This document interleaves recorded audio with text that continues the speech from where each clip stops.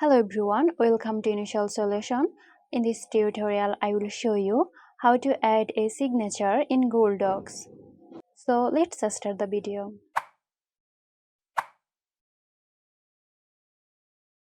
First, open your document in Google Docs. Now click Insert from the top menu and then go to Drawing and click on New.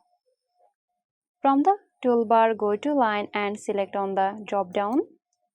And from the list, select Scribble. Now use your mouse or trackpad to draw your signature. Once you are done, click on Save and Close. And there you go.